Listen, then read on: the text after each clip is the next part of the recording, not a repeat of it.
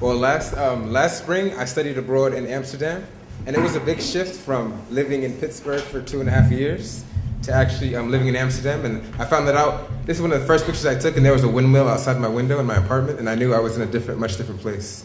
Um, some of the things that I realized was that I was no longer the native, and I was now the foreigner. I was no longer the guy in studio, but like the new guy. I was no longer an industrial design student, but an interior architect, and I was no longer in a conceptual school. I was in a super conceptual school. I was in an art school for the first time, and it was much different than being at CMU in a university environment with engineers, architects, scientists. This is a picture of the Gerrit Rietveld Academy, all two buildings of the campus. A very like Dutch gray sky, which I experience like probably every day. And the school in physical shape was much different, and within its kind of thought process and in the environment was much different as well. This is a picture of one of the studios, or the only studio that we worked in, and it was one large room that we all worked in at different points. So you had, I've heard of it referred to as like hot seats, where rather than having a dedicated studio table, you have these miniature spaces that always transition. So you had to make mobile work. The first project was a project of looking at a foreign object in a Dutch context. So you had to take a jungle animal. I chose the bird of paradise and found these in-between spaces in Dutch canal houses. So there were a lot of these like cutouts within the Dutch houses, and I chose to use that as an opportunity to make a structure within these spaces. So these are some of the some of the process behind the project, but looking at ways to connect the two elements and then create these compartments for the birds to live in.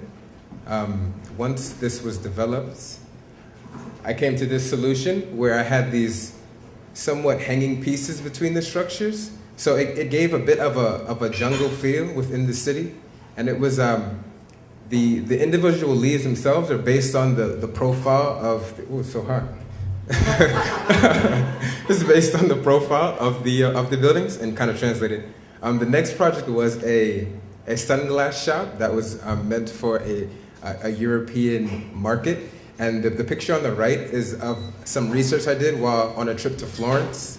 In Florence, they have a lot of these retail spaces that have an intermediate outdoor space, but it's still designed as if it's the actual retail space. So I chose to make my store somewhere that was both outside and inside at the same time. It was super conceptual, something that probably wouldn't work in Pittsburgh nor in Amsterdam, but it was nice to have the liberty to kind of explore that. These models are kind of some of the exploration. This is the final that I came to, where I developed a structure that was almost the framework, and the cladding, rather than being brick or stone, was more of like fence material.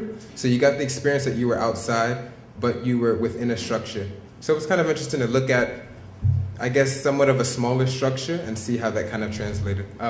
This is a picture of a HVB, like GVB tram, which rode around all the streets of Amsterdam, and we would use this as a way to get from different locations on campus. But at the end of each of the tram stops, there's a small house that the tram drivers go to get coffee, use the bathroom, or take a smoke. So in this project, we looked at opportunities to create an environment where the tram drivers would have a better experience. A lot of times these are just metal, almost like shacks that sit at the end of the tracks, and we tried to spice it up a bit with kind of our design. So this is the final that we came to, where we had each of these bigger components is a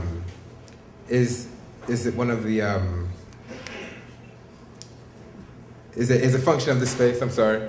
And the smaller slats in between represent the windows. So you have kind of the basic toilet, kitchen, and then other things. This was a project that, it's so light. This is a project that I began at Carnegie Mellon, where I began mapping the way my friends walked around campus and seeing how that looked in a visual way.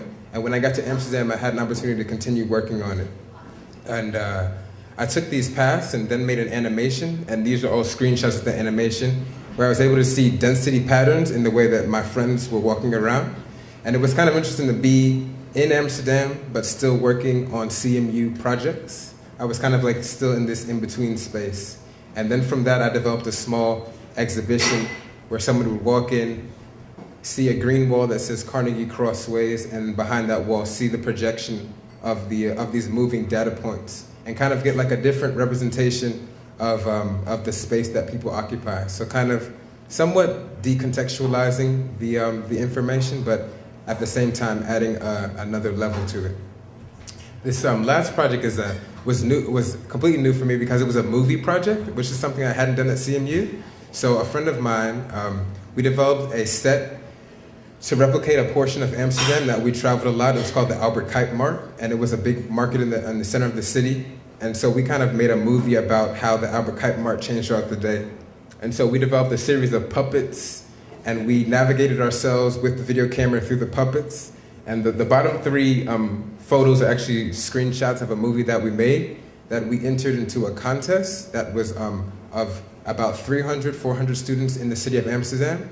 And we actually ended up getting second place in the contest. So it was kind of funny to make puppets and end up getting recognized for making puppets. So, and this is about 3 weeks ago, he presented our movie to a panel of Dutch designers in Amsterdam. And he kind of did the same thing I'm doing now and was awarded $100 at a local restaurant. So I said, I was talking to him on Skype, and I said, when I get back to Amsterdam, I want that dinner. And this is a picture of my crew in Amsterdam. This was the interior architecture class, and it was interesting because it was a different location, it was a different group of people, and it was a much different experience. So thank you.